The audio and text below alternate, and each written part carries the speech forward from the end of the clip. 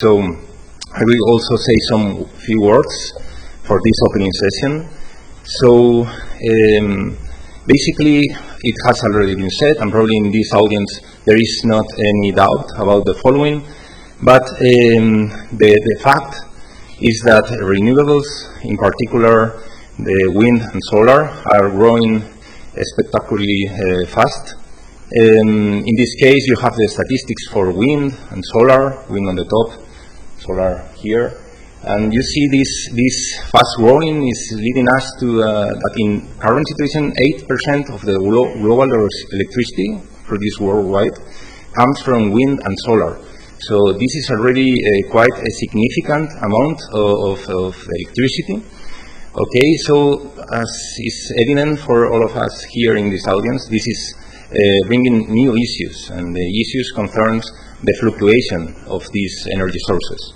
So we need to tackle these fluctuations. This probably is not a problem now, but will be for sure a problem in the future.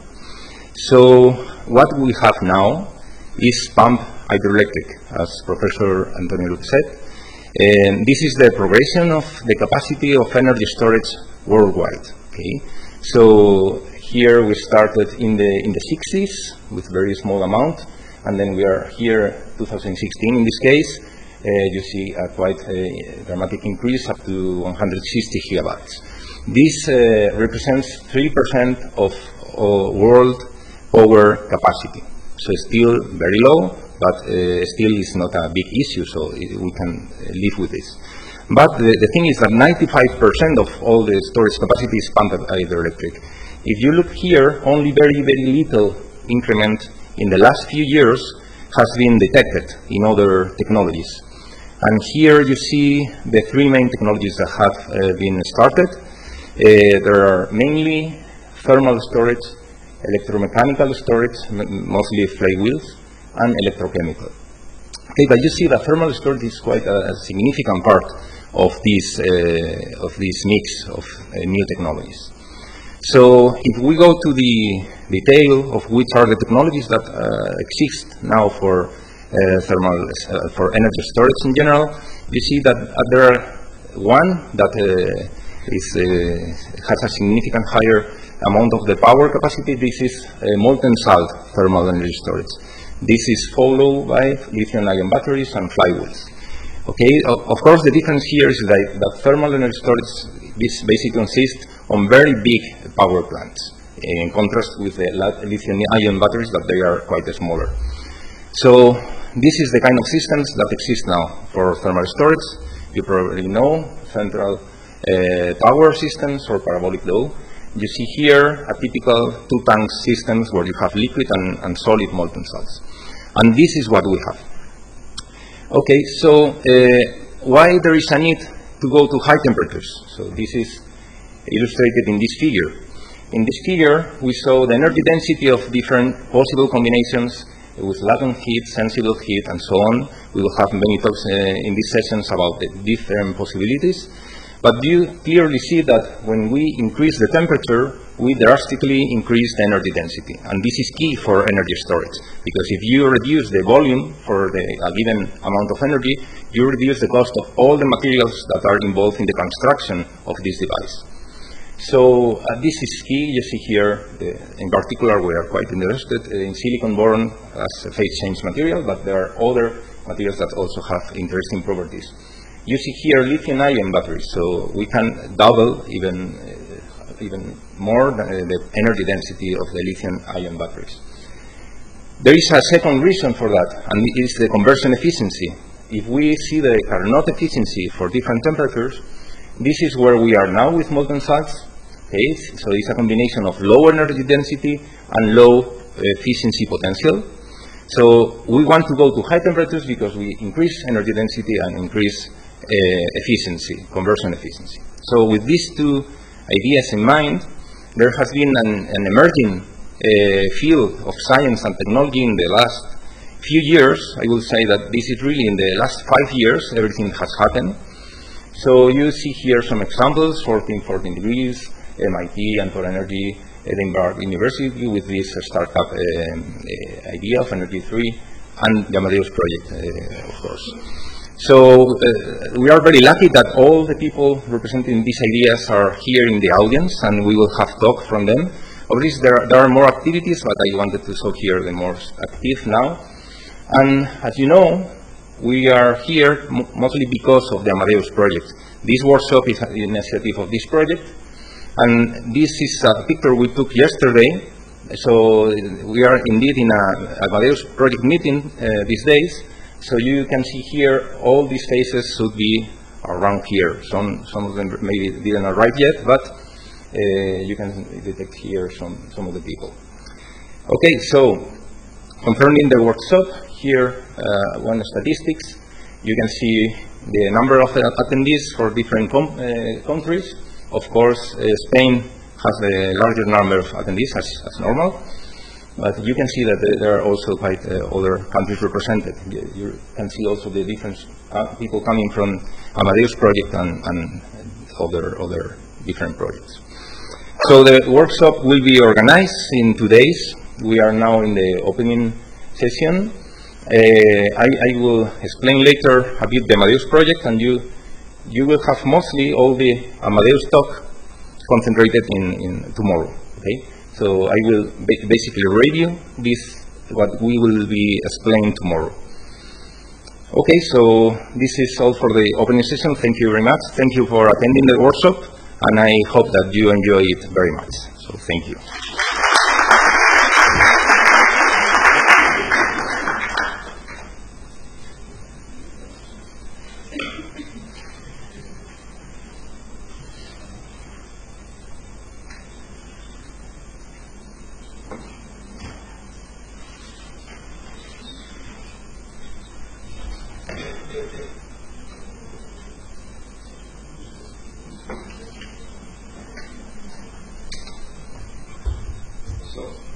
Okay, so I introduced myself. So now I will talk about the AMADEUS project. I will give an overview of the project, of the main idea, future prospects.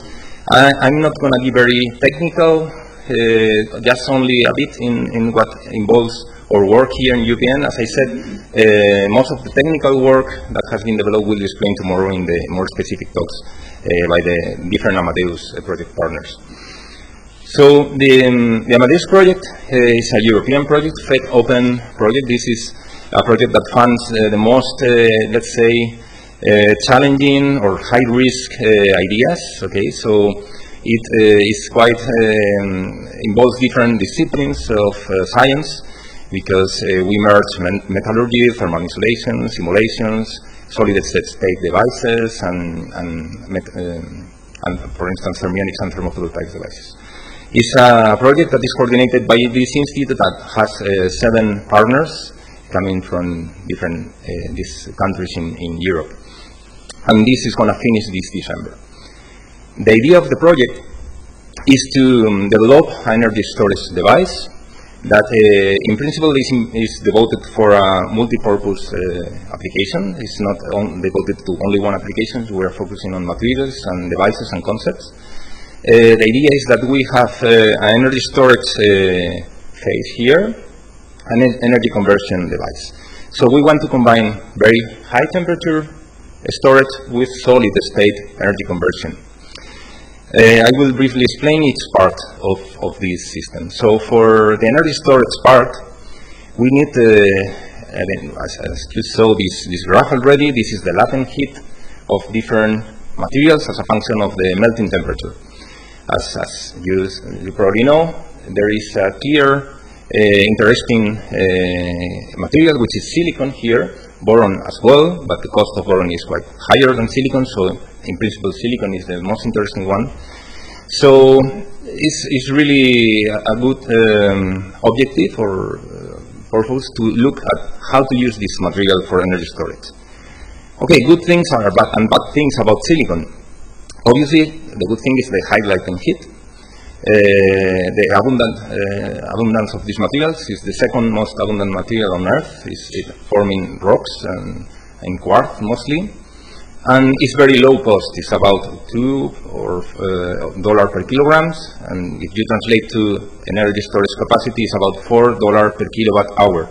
You can, lithium-ion batteries cost about $400, $500 per kilowatt hour, so you can see that the cost is minimal comparing with these technologies. But there are problems. The main one is that it expands 10% when it solidifies. And if you want to use it as phase change material, then expansion could break any container. So this is something that basically difficults a lot the use of this material for phase change. And also another problem is the melting point. It has 14 degrees, the melting point. This could be too high, not because of the technologies that could be feasible, but because of the thermal insulation. There are thermal insulation issues that increases with temperature. So maybe we would like to have this latent heat at lower temperatures. And this is what this project has investigated. You will see tomorrow that we have found new combinations, new alloys of materials. In this case, I show here 3 combinations, all of them using boron, because it brings the high latent heat capacity of boron. And all of them basically, especially the silicon boron iron alloy, allows to a low volumetric expansion coefficient. Indeed, it's negative one, so it contracts when it's solidified. This is a very good thing. Has a lower melting point and very similar latent heat, so this is a very promising material. So the research that has been conducted involves materials research, a lot of material research, also some simulation work concerning phase change and thermal isolation. So I will not talk about this today. You will have tomorrow this in these sessions very specific information about all these different research lines. Okay, so I will talk more about the energy conversion device. Okay. When you want to convert heat into electricity, you have many options, but we can differentiate 2 kinds of technologies. Those that involve moving parts and those that are solid state, so they don't use moving parts. Here on the left, you see different engines that involve moving parts, and I show here the efficiency as a function of temperature of operation. This is for space power applications, so it means small power generation units. And you see that most of the engines that use moving parts have a limitation in temperature. So it's difficult to operate at very high temperature. Only gas engines could operate, but they use ceramic coatings and so on, and this is difficult to extrapolate this for application in energy storage. So when you really want to go to very high temperature, then you have to change of the heat transfer fluid. You cannot use any more liquids, or I mean you can, but it's preferable to just use fundamental particles, the direct emission of photons or electrons. And with that, you have basically 2 options. Either you use photons, and then you have a photovoltaic device, or you use electrons, and then you have a thermionic device. So I will focus first on thermophotovoltaics, which is the main research lines of our institute. We have done research in the last almost 20 years. So thermophotovoltaics, you will have a very interesting talk tomorrow by Rodolphe Baillon in the last session, but I will briefly explain that basically the idea is that a thermophotovoltaic device is a photovoltaic cell, like a solar cell, but our sun is not very far, it's just placed very near to the cell. And this changes everything. Because if you have your sun, your emitter, very near to the cell, then you can play with the filter, mirrors, and so on, to reflect back some part of the spectrum that is not converted in the photovoltaic device. So, and this brings huge advantages. For instance, here, you can see the black line represents the black body emission of an emitter, infrared emitter, could be this line, let's say, the power that is emitted. With these kind of reflections that you can modulate, you could go from this black line to this blue line, because you basically put this reflected power, you subtract it from the spectrum, and you have a spectrum that matches much better the spectral response of the cell. And this brings a huge improvement of the efficiency. In this, the current efficiency of these devices is 29%, and this is indeed a record for solid state thermal to electric energy conversion. Okay, but there is a challenge here, how to measure the efficiency. In solar photovoltaics, it's quite simple to measure the efficiency because you can basically know how much light is coming in the cell. In this case, the efficiency in the denominator has the difference is a net power, the difference between incident and reflected power. So you have to measure this amount, and measure this amount is not possible. So you have to imagine another ways of measuring the efficiency. And this is what we are doing in our lab.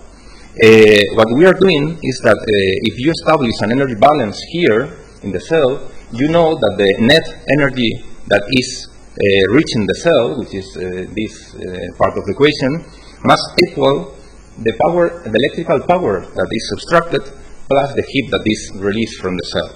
If you establish this energy balance equation, you can define the efficiency as a function of two variables that you can measure, which are the electrical power and the heat that you dissipate from the device. So basically what we have done is a setup that measures this heat and then we calculate the efficiency. Okay? This is the setup that is being built in our laboratory. Okay, is on construction, let's say, but still you can see some measurements that we have already conducted of the efficiency of thermophotovoltaic. Okay, let's move now to thermionic energy conversion. Thermionic energy conversion looks a very simple concept. It's basically that you have two metals with different work functions. When you hit one of the metals, then you can emit electrons from its surface. Okay? These electrons come to the other metal, and then you can create a current in this device. Okay, this has many problems that probably tomorrow Daniele Trucchi will explain in more detail, but one of them is that all the radiation that comes from this element is lost because you don't have any conversion of this light into electricity. So a new concept that is investigated in this AMADEUS project is that what if we take this photon and produce chemical energy with it? So the idea is to introduce here a p-n junction. So if you introduce here a p-n junction, which is a photovoltaic cell, you can take the energy of this photon and extract chemical energy in the form of electrons and holes. So the hole will recombine with the electron that comes from the emitter, and the electron will be coming to the rear side. So you have a device that basically connects in series a thermionic and a photovoltaic cell. This is the hybrid thermionic photovoltaic converter. Okay, about the thermionic part, you will have the talk tomorrow by Daniele Trucchi from CNR that will talk about materials, devices, as well as thermoelectric. I think it will be a very interesting talk. And I will talk basically on the photovoltaic part, so thermophotovoltaic part. What we have done is the growth of by NDE, epitaxy. We have grown indium gallium arsenide compounds on indium phosphide substrates. Basically, if you are familiar with this graph, this is the lattice constant of the semiconductor as a function of the band gap. So you grow on indium phosphide, which has a high band gap. It means it is transparent for infrared light. You can grow indium gallium arsenide. This involves that you have to very precisely control the amount of indium and gallium in order to have the exact proportion in order to lattice match the lattice constant of the substrate. And this involves a lot of calibration, a lot of work. And at the end, you can build this kind of a structure. This is the one that we have built, that basically has a P region and region with some heavily doped regions for mirroring the minority carriers. So we have built devices with these structures. Here I just show some examples to illustrate that these devices can extract more than 60 amperes per square centimeter. So you can imagine that they can really extract a lot of current and power. Okay, another technology that we are developing is that we may want to reverse the structure. Okay, so you see here that the p-n junction is on the bottom. Why we want to do this? For many reasons. One of them is that N-type semiconductor has the ability of provide lower work function, and this is good for thermionic conversion. This is one. Another one will be explained later. This concerns assembly in modules and that you don't have any metal grid on the top. But the idea is that we are focusing on this 3-terminal device, okay, where the electrons and holes are collected in this independent photovoltaic device here, and then the thermionic part is collected here in this other independent circuit. For that, we have done a technology that is called interdigitated back contact cells. So we have to put the two contacts, the positive and negative, in the same side. This has some benefits for thermovoltaic conversion, which is that you don't have any front metal grids, and it is very good for assembly of the cells in a module. So we have developed this technology. As you see here, this is a cell with a positive and negative terminals on the rear. This is a detail of the interdigitated fingers. And here's how the cell looks like. I mean, you see that it is completely black. It means that absorbs all the power. And these are the two examples of the additives that we have obtained with both indium gallium arsenide and gallium arsenide. We are trying to improve the efficiency at high current densities. For the moment, they cannot operate at very high current densities. Okay, and the last thing I will explain about this conversion device is about a new concept that has been proposed just almost at the end of the project. And there is one important variable in these devices, which is the distance. The distance is between the two elements. If you have a very large distance, you have a lot of electrons cloud here that is formed and basically avoids any kind of emission of electrons here. If you reduce the distance, what happens is that you increase a lot the current of electrons to the gap, but you can also have a very huge enhancement of the photonic transfer. This is called photonic tunneling. So if you are below 1 micron, which is the characteristic wavelength of the radiation, then you start having some near field effects. And this increases a lot the propagation of photons. We can take advantage of this because these photons can be converted into electricity. So what we propose is called the near field TIPE, or Thermionic Enhanced Photovoltaic Conversion. And here you can see in these two curves what could happen with a conventional photovoltaic device if you go to the near field. This is the ideal case with no ohmic losses. This is the real case if you have some ohmic losses. And this will be the result if we use this device. The idea is that we have no lateral conduction. This is almost one-dimensional device. So it means that you don't have any losses in the ohmic losses. So okay, I will not explain this in detail, but it is a concept that we will investigate in the next years. Okay, so talking about the whole system, how to integrate it. So there are many different options. We have evaluated all of them, but I will not enter in detail, and most of them, I mean, basically we had these two configurations, a cylindrical and truncated cone geometry. We finally focus on this configuration, mostly because of practical reasons. The idea is this shape is intended to concentrate the heat. Let's say it's named heat concentrator. The idea is that the heat flux goes in this direction. If you reduce the area, then the heat reduces, and then the temperature gradient here is also reduced. And this makes the melting process more convenient, let's say. So we have modeled this system, and we see that just changing the geometry, we can tune the discharge time from 2 to 8 hours in this case, but we have some range of modulation of the discharge time. So we have also designed and built the system. This is an ion back design, the company that is in the AMADEUS project. So you see here is the crucible where the molten silicon will be contained. Here, of course, we will not use sunlight. We will use an electric heater to modulate sunlight here. Okay, and a lot of thermal insulation around. So we built this device, ion back indeed.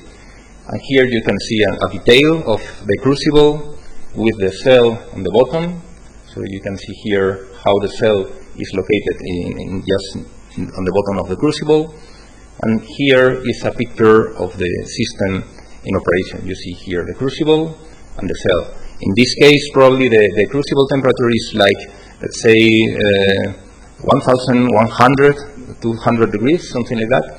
And the typical cell temperature is like 36 degrees. So You can see that one of the main questions is that if we can place a cell very near to a hot surface and keep it cold, yes, we can.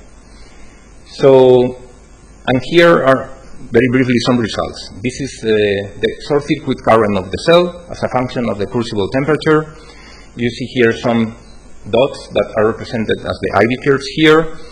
So you see that, we can reach, in this case, at this temperature, up to half watt per square centimeter, having the cell at a maximum temperature of 36 degrees. And, about the phase change, we did some preliminary tests. This is an ongoing research, so we did it first with copper. You can see here the case of an empty crucible, how as a function of time the temperature decreases quite fast. When you put copper on it, you can see that you can get, in this case, 25 minutes more of store time. Of course, this is with not much amount of copper, it's 3 kilograms. And also, we are discharging to a low temperature, so you can modulate this time. But, this is a first demonstration of the phase change storage capacity. So future prospects. Basically, we are pursuing a technology that stores heat and produces electricity with solid-state devices. Where can we use it? So we believe that there are many possible applications. Here you can see a few. We are interested especially in the solar side because we are focusing on this research for so long. We have seen two routes, the concentrated solar power, solar thermal route, where we use directly the sunlight to heat the material. There is another option, perhaps less intuitive, which is that we can produce electricity, either from solar photovoltaics or electricity from the grid and store it in the form of heat and produce then electricity. And also in waste heat recovery, where you basically take the heat from industrial processes, you can store it, produce electricity, and this electricity and heat could be used again in the application.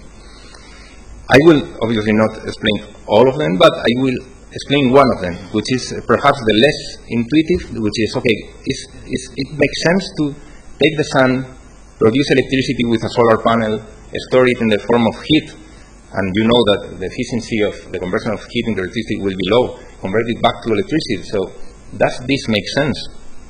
So we have presented an article about this, and the article basically compares two situations. This will be the first situation when you have a house where you have on the left the consumption. This is natural gas, electricity, and on the right side you have the generation, and here the consumption. So hot water and electricity.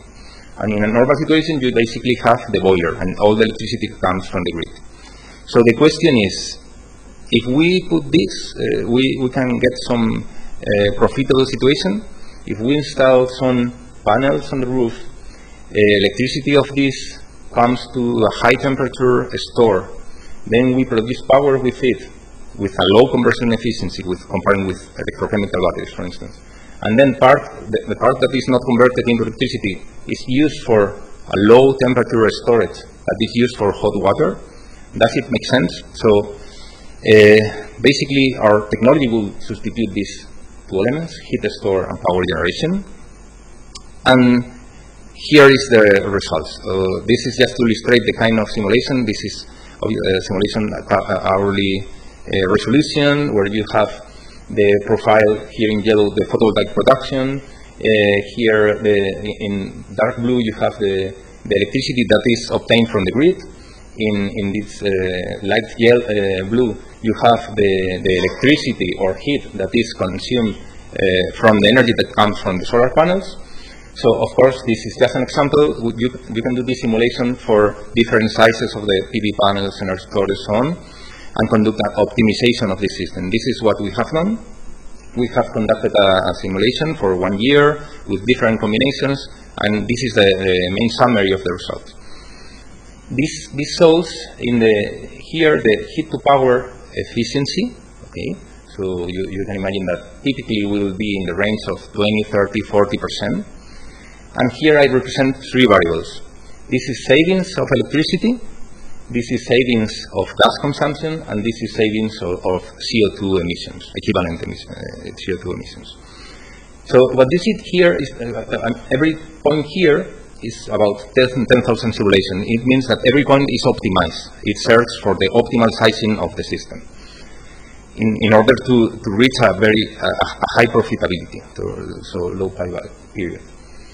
So what you see is that, okay, if you increase the efficiency of the conversion, you increase the capacity of saving of electricity. This is obvious, let's say. So if you have 100% efficient, then you have almost 100% of savings if you scale it, everything, and optimize it, everything. But what is interesting is that you don't need to reach 100%. Only with 40%, you are already reaching a very high percentage of savings in electricity, almost 100%. Indeed, if you go to 100% efficiency, what you have is that, of course, you will not have heat, because if everything is converted into electricity, you don't have heat to use it, and then you have to consume a lot of gas. So it means that you will increase a lot the CO2 emissions, indeed. So you see that there is an optimum efficiency to reduce the savings of gas and to reduce the CO2 emissions. So this is very non-intuitive idea, but the idea that the highest efficiency is better maybe is not that clear. So maybe having an intermediate efficiency is better in terms of savings of CO2 emissions, because you can have also the consumption of the heat. Okay, so in the range of typical conversion technologies, you have, in summary, ability of reaching 60 to 90% savings of electricity, 20 to 30% savings on gas, and from 1.5 to 2.2 tons per year savings of CO2 emissions. Okay, so in summary, what the AMADEUS project has conducted is research on novel concepts, but not only just evaluating the concepts theoretically, but searching for materials and devices, developing experimental tools that are needed to measure these materials and devices, to realize the proof experiments, and then also assess the practical application. So tomorrow you will have probably a very interesting talks about all these things here. Okay, so I will not talk about that now. So that's all. So thank you very much for your attention.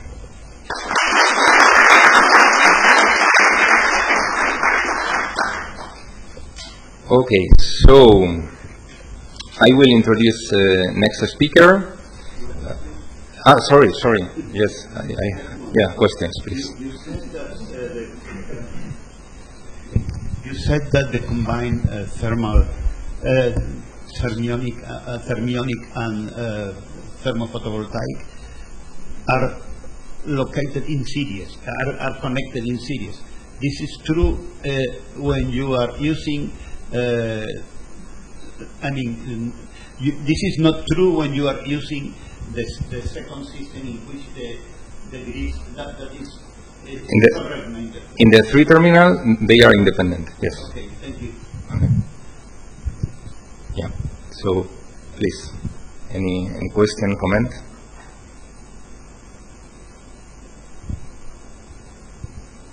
Okay. Yeah.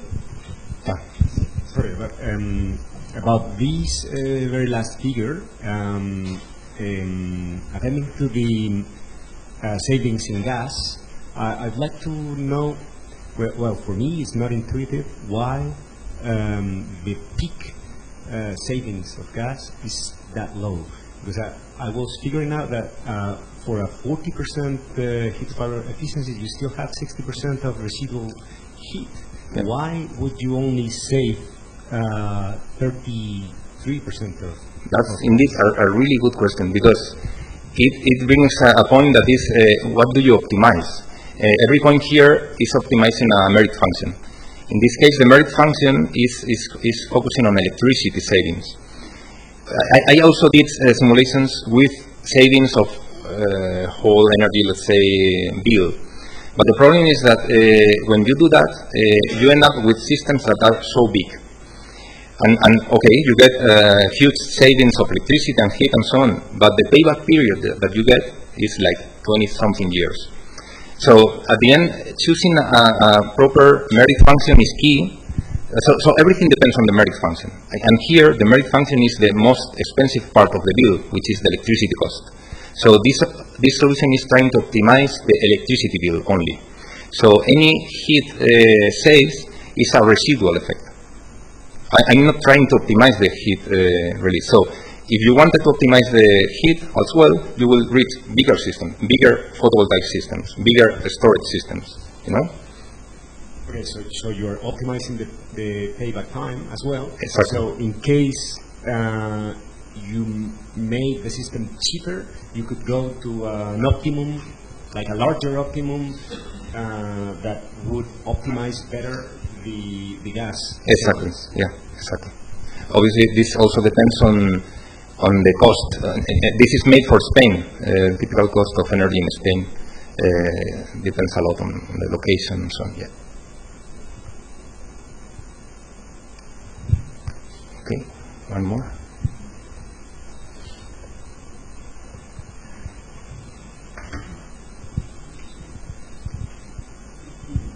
Thank you for the very interesting presentation. I was curious, you said that one of the possible heat sources for this kind of system is waste heat from industrial processes.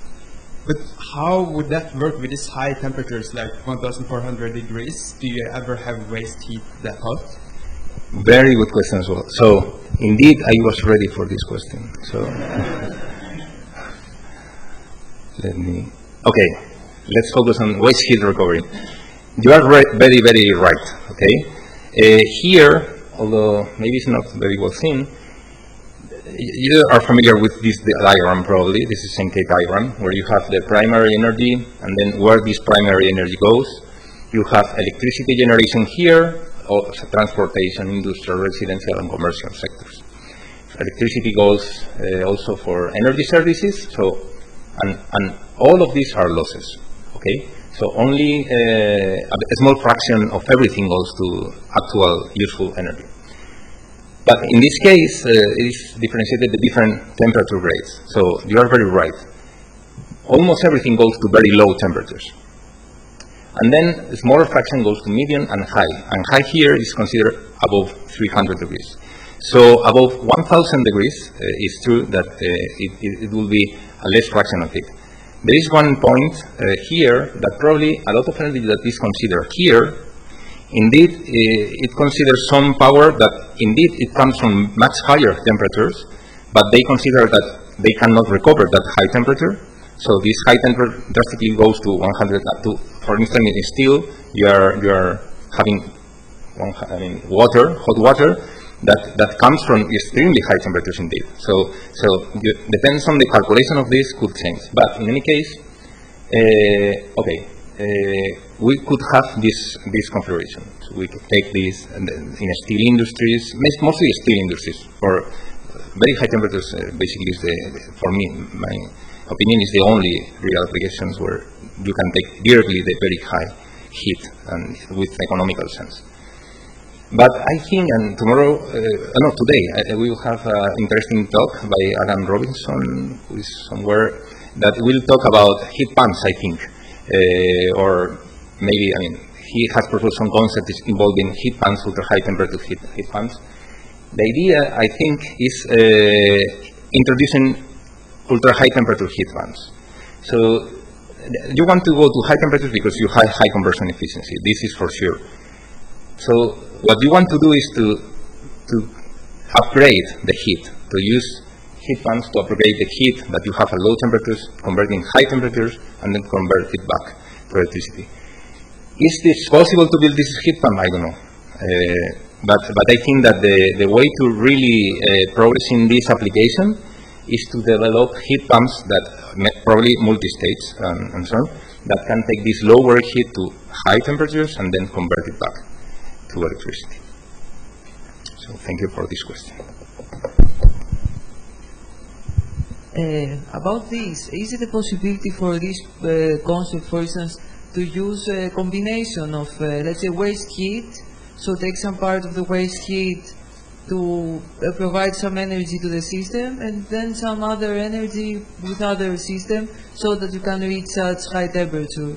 So maybe you can use waste heat, which is really important. Okay, you cannot reach in industrial plants so high temperature, but in conjugate with other, let's say, heat source, maybe is this like a solution, like a concept that could be But you mean used? hybrid heat, because this will be indeed a hybrid heat electricity, because a heat pump, basically you put electricity to pump the heat. Yeah, yeah. I mean to melt the PCM, the silicon, which is really high. Can you use heat like the heat? Yeah, sure. I mean, all hybrid combinations are possible, sure. So I don't know exactly what is the combination that you're thinking, but sure. I mean, you can have, basically you can mix everything. If you have a very high temperature, you can convert it directly, and probably for the low temperature, the best way is to try to upgrade it. This is indeed not new. I mean, using heat pumps in waste heat recovery is something that is being investigated, but not as high temperature. So the point is how to build heat pumps at those very high temperatures. Harald Grip, University of Stuttgart. First of all, thank you for your presentation and congratulations to your success. What TRL do you expect at the end of the project? TRL. I hate TRLs. Actually, I also hate it, but some people like them very much, especially if you look at the European level. Yeah. Okay. There are different definitions of TRL. So if you take the European one, probably we are in TRL 3. And depends on the specific objective of the technology, okay? But let's say that we have validated, I think the definition is validation in the lab, this is TRL 3, but not in a relevant environment. So I will say TRL 3 or 4, depending on the application.